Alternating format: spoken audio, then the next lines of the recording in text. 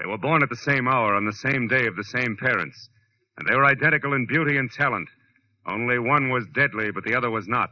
And I couldn't tell which was which until I found a green purse, a fresh corpse, and a pair of dancing hands. From the pen of Raymond Chandler, outstanding author of crime fiction, comes his most famous character as CBS presents The Adventures of Philip Marlowe.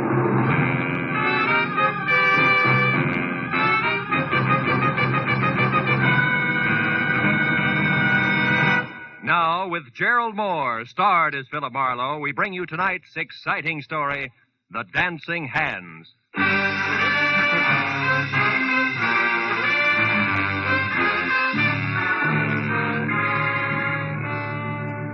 The telegram I found stuck in the mail slot when I got back to my office after a long and roundabout day read.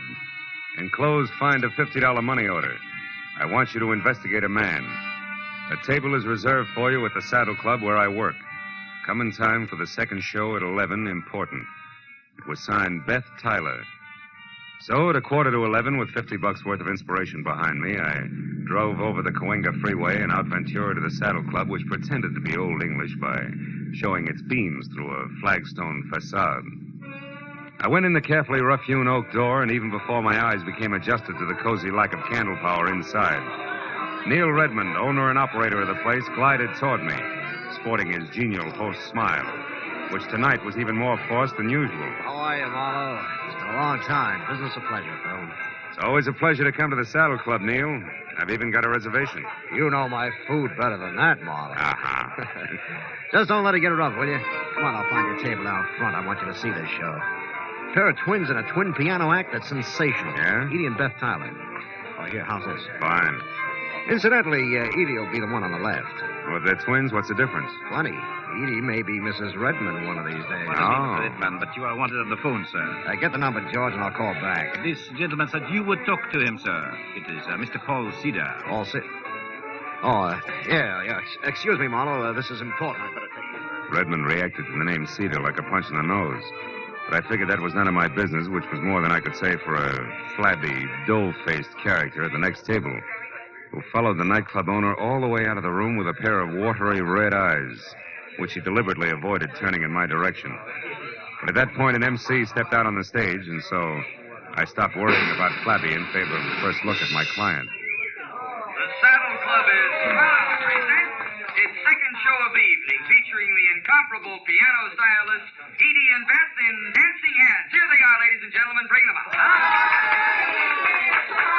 The curtains parted on a stage set with an oversized full-length mirror which reflected a grand piano, a black vase of yellow flowers, and a tall brunette with a wry, crisp waistline, who touched up a piled-high hairdo, put on a pair of long black gloves, checked her hemline, and sat down at the piano. And she ran through an involved arpeggio while her reflection in the mirror looked on in admiration.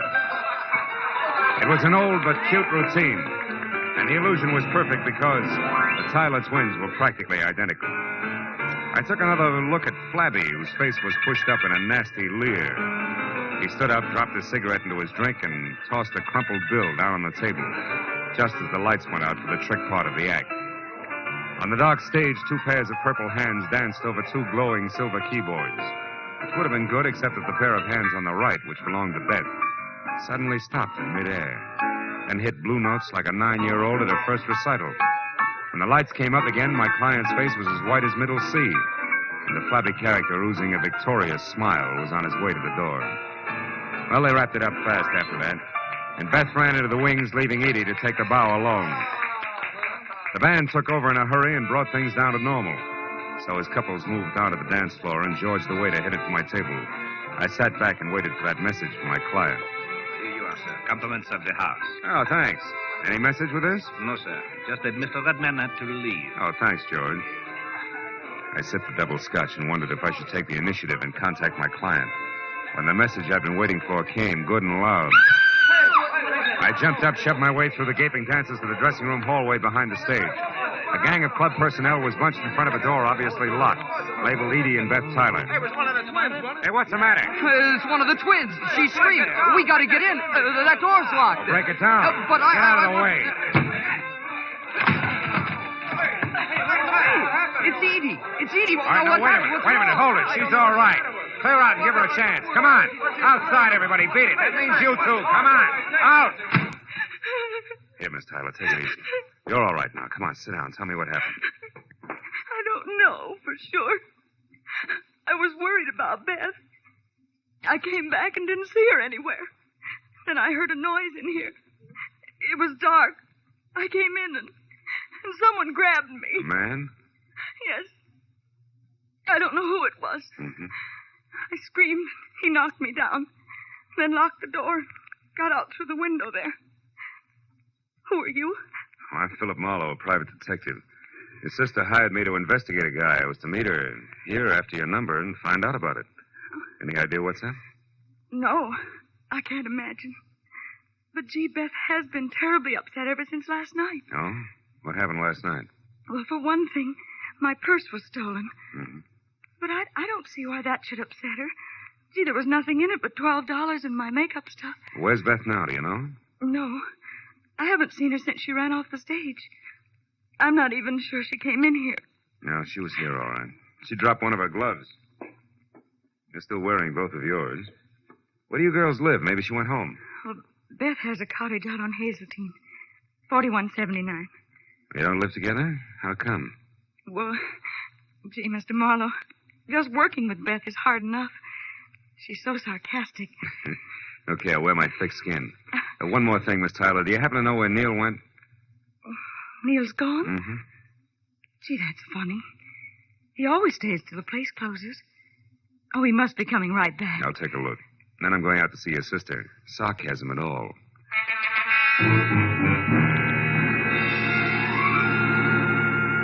I spent 10 minutes questioning the help on the whereabouts of the boss and got nothing but double talk for answers. So since I was still carrying Beth's glove around with me, I dropped it in my pocket and went outside to my car. I'd opened the door and slid far enough under the wheel so I couldn't back out before I realized that the dough-faced Flab was already there on the seat. His right hand wrapped around something blunt and menacing in his sloppy jacket pocket. You better come on in. What are you doing in my car, blubber boy? Don't get sassy now, mister. And the name is Sippy. That's no improvement, and that's no answer. All right. I saw you inside making with the big talk, so I says to myself, he's an interested party. I should look him up. Maybe we can do business together. All right, stay over there. What kind of business? I'm particular about the gutters I crawl in. It has to do with the twins inside there. You can get in touch with me later for further details. I got an angle, mister. You'll see when I leave. Yeah? When you tried to work that angle, you got to the wrong twin in the dressing room. Do you know that? I don't know what you're talking about. Mm-hmm. Okay, Sippy, where can I reach you? You'll find out if you really know what's up. Don't try to follow me, though. I'll be seeing you. When Sippy slid out of the car and beat it, I made one move after him and then stopped cold. Because lying on the seat where he'd been sitting was a green leather handbag with the name Edie etched on it. I snapped it open. It had been stripped of everything but the scent of Amia and the smudged slip of paper that read, Number 9 Arrow Motel, Lancashire Boulevard. So that was Sippy's address, and he had the stolen purse. But the why of all the commotion over 12 missing bucks was still the number one question mark. And I figured the best place for an answer to it was at Beth Tyler's. So I drove out to Hazeltine. But even before I stopped at number 4179, I heard the piano. I walked to the door and stood there a moment listening. I eased it open, slipped inside. Soft, indirect lighting accented the figure of the girl at the piano. The little waves of iridescent crimson chased themselves over the smooth satin gown as she played. Glossy, blue-black hair fell to her shoulders. Beside her, a burning cigarette sent a single plume of smoke into the still air. Just for a moment, I found it difficult to remember that she was my client. Oh? You're looking better, Beth. You're Philip Marlowe, I suppose. Yeah. I dropped by to return your glove, among other things. Just put it there on the table with the other one. Where did you get it, Marlowe? In your dressing room at the club. Your sister tangled with an unidentified man who was hiding there after you left. While we're on that, why'd you shove off so fast? I was scared. How'd you know I'd find you? You're a detective. Remember? Mm-hmm. Look, if you want to burn up your retainer playing hide and seek, it's your business. Now, who's the guy you want me to check on? The flabby one who made you blow up tonight? Yeah. Yeah, that's right. Why? Because I think my sweet twin sister is mixed up in something a little more serious than her usual scatterbrain escapades. Hmm. And the flabby guy is in on it because he has a green purse, right? How did you know that? He left it with me. Name is Sippy. He lives at the Arrow Motel, number 9. Knows something worthwhile about this business, and he's anxious to sell it. All of which puts him a hop, skip, and a jump ahead of your detective. Now tell me, why is everybody, including Neil Redmond, all wound up over one stolen purse? What's it all about, baby? I don't know, baby. Suppose you find out and tell me. Wouldn't have anything to do with the fact that Neil loves your sister and you love Neil, would it? Marlowe, I hired you to investigate a man, not to pry into my personal affairs. You'll get more for your money if you stop holding out on me. It's my money. Besides, I'm not holding out. Believe me. I'll try. Real hard. Well, as soon as I've got something, I'll call you. Where are you going now? My retainer entitles me to know, doesn't it? Yeah, it does. First to the club to find Redmond and get his side of it, and then I'll probably drop in on our chum, Sippy, at the Arrow Motel on Lancashire. Good. I'll keep a light in the window for you. Oh, sweet. Also keep your door locked. From the inside, baby. As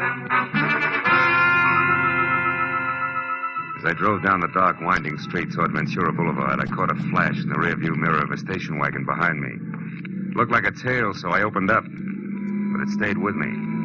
When it swung out into the left lane to pass, it suddenly cut in front of me. I jammed on the brakes as the spotlight slashed at my eyes, and when my front wheel banged against the curb, I was already half out of the car. Stop right where you are, fella. Don't come 1 inch closer, I'll drop you.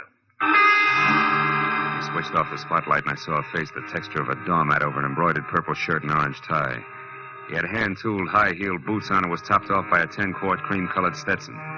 But the doormat face was grim, and the silver-barreled Colt pistol in his hand looked right at home. I followed you up here from the Saddle Club. I don't know what your game is or why you're messing around and what don't concern you, but I aim to find out mighty quick, so start talking. Okay, first I resent being crowded off the road. Second, I resent a spotlight in my face. And third, I don't like pistols pointed at my stomach. So cool off, Jesse James. You're wasting your time and mine. You got it wrong there, friend. Paul Cedar don't waste his time, and you're going to find that out. Paul Cedar, huh? Yeah. Don't tell me you're all excited over a stolen purse with $12 in it. $12? Yeah. Listen, clown, there's 30 grand missing somewhere between Redmond and me, and I'm going to get it. 30,000? Yeah. Redmond's a high roller, and that's okay with me. But he lost it fair and square in my joint over in Nevada, and I've been holding his markers much too long. So if I have to chalk that dough off to experience, it's going to be a pretty unpleasant experience for a certain party. Get me? Yeah, I get you. But you're shoving the wrong way, Longhorn. Somebody's trying to make a fool out of me, bright boy, and I don't stand for that. I'm liable to shove a lot of ways, and hard. So don't get underfoot. You're sure to get stepped on. So long, dude.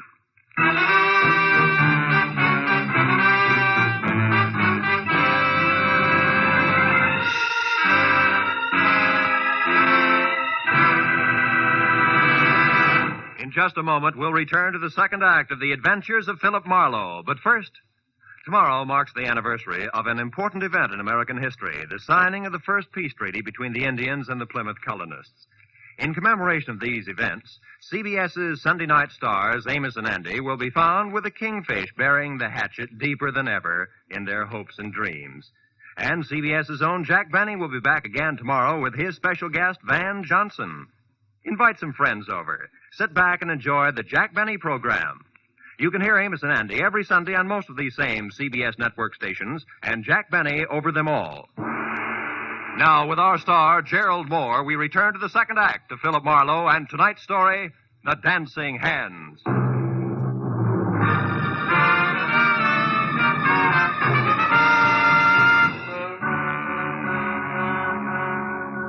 When the Texan from Nevada galloped off in his trusty station wagon, I forgot all about Neil Redmond and headed instead for Sippy and his further details at the Arrow Motel on Lancashire.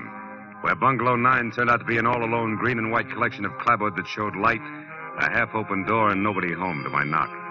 When I tried knuckles on wood again and still got only a faint echo for reply, I stepped inside. There in the center of an ivory-white throw rug and clamoring for attention like an only child at a family reunion was a wide and wet circle of red. From there, the ugly splotches that narrowed as they got farther away trailed off until, finally, in the next room, the path ended where I expected it to. The quiet form of Sippy, sprawled over an upset chair and holding his hands tight against the red on his left side. When I got to him, he was going fast. 30 grand. A lot of dough. Didn't know I was shooting that high. And the twins.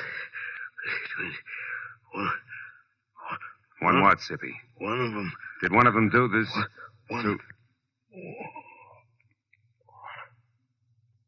He's dead, isn't he, Marlowe? Yeah. Yeah, Redmond, he's very dead. Oh, no, Marlowe. I only found him a few seconds before you did. Yeah, and the rest of that run, you heard someone coming, you didn't want to be seen, so you ducked back out of sight, huh? I don't buy it, Redmond, because for one thing, it's too pat. For another, how do you explain being here in the first place? Come on, fast. Okay, I'm here because I'm in a nasty jam. Like what? Like $30,000 I've got to pay in the next hour to a guy named Paul Cedar who's running out of patience in a hurry, believe me. About that I do. I've already met the gentleman. But right now, Redmond, we're talking about Sippy. Okay. Last night I had things to do, so I gave Edie Tyler the money for the payoff to Cedar. A couple of minutes after she stepped out of the club, somebody roughed her up and got away with her purse and the 30 grand. You're a liar, Redmond. Edie herself told me that purse only had $12 in it. How come? Simple like, Marlowe. In my business, you never yell copper too soon or too loud. It doesn't pay. Mm-hmm. Now, look, for the third time, Redmond, you and Sippy, how do you figure? I don't know. He was at the club tonight, acting funny. When he left, I got a glimpse of Edie's green purse sticking out of his topcoat pocket. Later on, I saw him run away from a car near the club, so I followed. I ended up here a couple of minutes behind him, and that, Marlowe, is the truth, I swear. Would you do at the drop of a... Hey, wait a minute. Look, if you're telling the truth, I begin to get a different picture. And by that, I specifically mean a very talented but very sly dame named Beth Tyler. Oh, no, Marlowe. Why not? Because you love Beth's sister? Face it, Redmond, it doesn't add up any other way. Sippy here couldn't have stolen that purse from Edie. If he did, he'd have taken his dough and blown, not spent his time putting out feelers. But on the other hand, if Sippy happened to see Beth take it from Edie, empty it, and toss it away, we've got another story, right? Ah. Because he wouldn't make a move until he knew how much she had gotten away with. Exactly. But there he ran into trouble because he was trying to get close to Beth, and in doing that, he got mixed up and went for Edie instead, like tonight at the club. Sure. And the dying man's words just now about one twin. To which you can add the unpleasant fact that I personally ran off at the mouth when I was up at Beth's an hour ago. So she knew where to come for Sippy. Look, Redmond, it's got to run that way. I'm sure of it. Well, maybe you're right, Phil, but right or wrong, I'm still in a jam. So if you don't have any objections, I'm going back to my club now for a last try at raising that money again before Cedar shows. You mean you're going to face him, Neil, with or without it? I've got him, Marlowe. You see, I own a fast club, all right, and I gamble a lot, too. But I don't welch on my markers, no more than I knock over flabby little guys. You know what I mean, Phil? I think so. But don't fold now, Neil, because I might still be lucky enough to catch up to Beth Tyler and your money both before your time runs out. And right now that means fast to a phone and a call to Edie, who might know which way a runaway twin would head. I'll see you, Neil.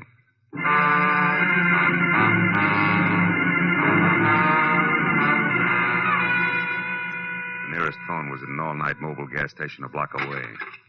As I dialed Edie's number, a thought hit me. Maybe Beth wouldn't head anywhere. Maybe she'd just stick around. Hello? Edie, this is Marlowe. Seen anything of Beth? No, I haven't. But why? What is it, Marlowe? Well, from where I stand, two things. First, your sister has the $30,012 that was in your purse last night. Oh? And second, she's just about it for a sloppy around the edges murder. Oh. Now, look, have you any idea where Beth would head if she had to get out of town in a hurry? No, I don't, Marlowe. Oh, well, maybe somebody up around her place does. I'll call you later. Marlowe, wait. Are you sold on this? I mean, about the things you said Beth did? Just about, Edie. But for your sake, let's hope I'm wrong. All the way, honey. Goodbye.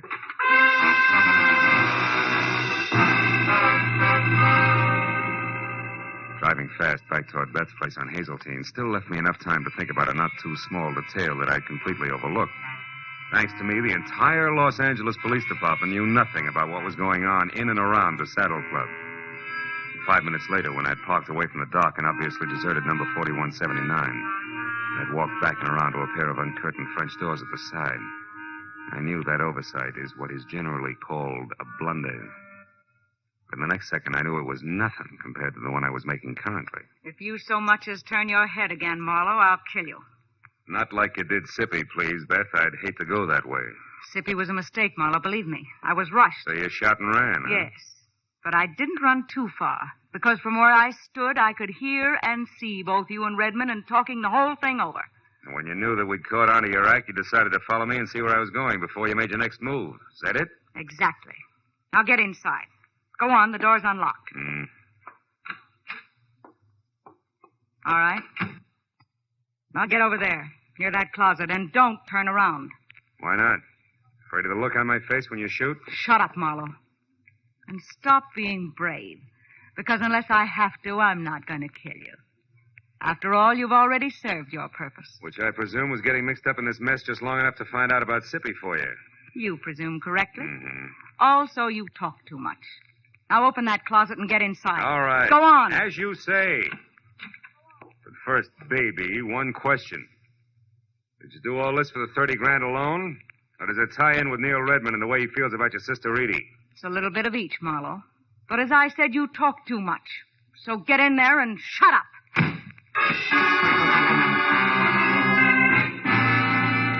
Getting out of Beth Taylor's half-inch thick oak closet was like arguing with an umpire. You couldn't be subtle.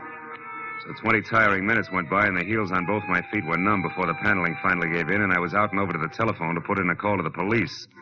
It should have been made a long time ago. But then, even as I was halfway through dialing the numbers, I saw something on an end table nearby that made me slowly change my mind.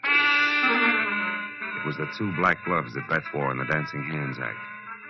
And while I stared at them like they were alive and beckoning, I thought hard for what must have been a full minute. And then suddenly I knew that my next stop had to be the Saddle Club.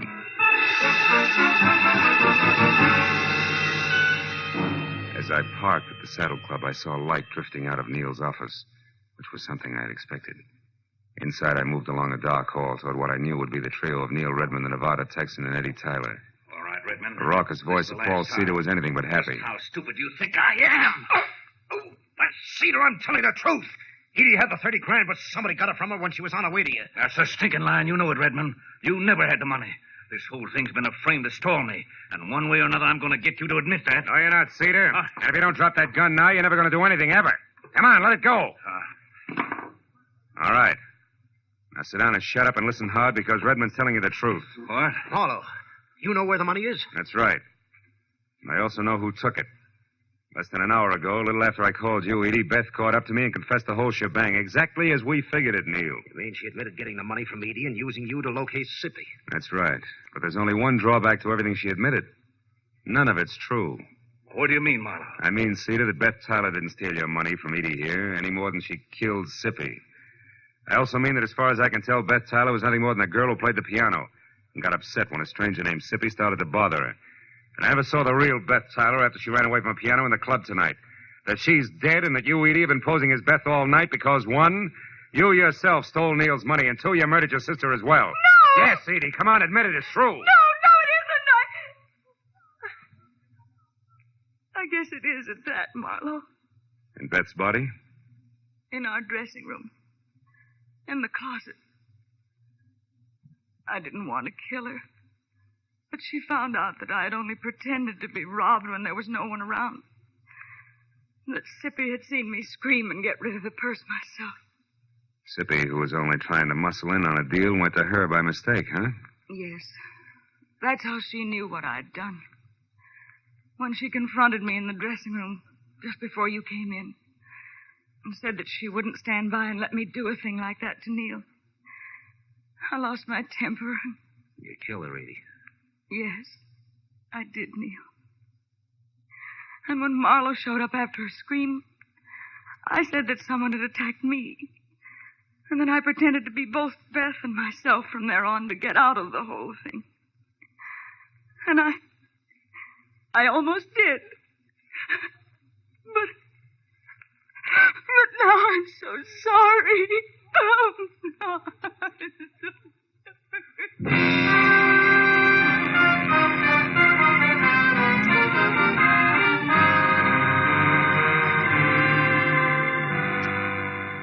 A couple of bad hours went by before the police had everybody's story, and Paul Cedar and the 30,000 was gone for Nevada, and Edie was gone for good. That left just Neil Redmond and me alone and standing near the main bar in the club. Neil was doing his best to stay all in one piece. Well, Marlowe, it's been a tough night for you, hasn't it? Yeah, but a tough one for you, Neil. What with Cedar and the money and... The girls, Marlowe? Yeah. At least it came out right before the cowboy got too tough, thanks to you.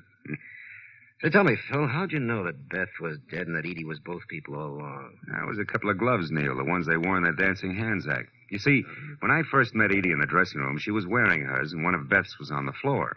Hey, pour me one, will you? Yes. Okay. I took it, and later when I met what I thought was Beth, I returned it, and she put it with what we both thought was its mate. Yeah. Thanks. But a little while ago, when I got close to the gloves again, I saw that couldn't be, that they were both for the left hand, Neil. Ah. Then when Edie went to Beth's place to pass herself off as her sister, who she had already killed, she was smart enough to know that she should have only one glove around. Yeah, but not smart enough to think about which glove it should be. From there, I worked backwards. Until you got to the three of us at the club and tried what you knew might be the right answer. Mm-hmm. Well, you were right, Phil, all the way. Yeah, but I was still gambling. If I had been wrong, Neil, I was giving the real Beth a long head start. It's always that way when you gamble, Phil. I know. Sometimes you pick right, sometimes wrong. Cards, dice. Even with twins. Good night, fella.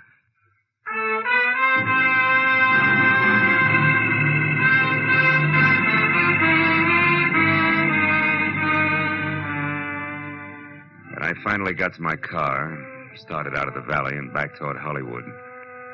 It was better than 8 o'clock in the morning. And here and there as I drove, I saw people who I'd never heard of and who'd never heard of me, stumbling outside after their morning papers. And I got to wondering what they were going to think when they read about a girl who had killed both her twin sister in a nightclub and a flabby guy in a motel who wasn't much good. Oh, well, it was hard to say. And for myself, I was too tired to think.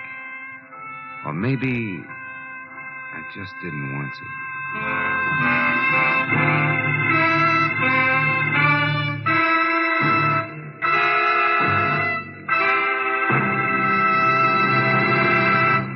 The Adventures of Philip Marlowe, created by Raymond Chandler, star Gerald Moore, and are produced and directed by Norman MacDonald.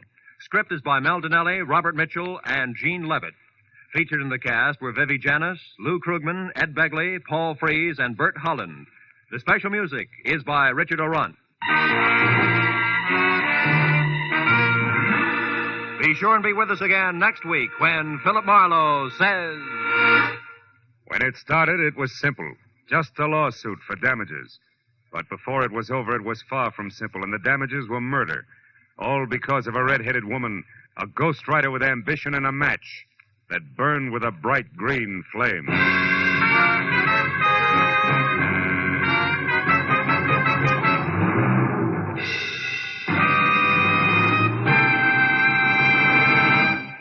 With part of its star-studded Sunday nights devoted to shows named after great personalities such as Jack Benny, Lum and Abner, and Amos and Andy, CBS also goes to famous fiction for one of the brightest, most dramatic of its Sunday galaxy, The Adventures of Sam Spade. Created by the master hand of Dashiell Hammett, Sam Spade cuts a new and deadly caper with mystery, murder, and adventure on most of these same CBS network stations every Sunday. Join him tomorrow night. This is Roy Rowan speaking. Now, stay tuned for Gangbusters, which follows immediately over most of these same CBS stations. This is CBS, the Columbia Broadcasting System.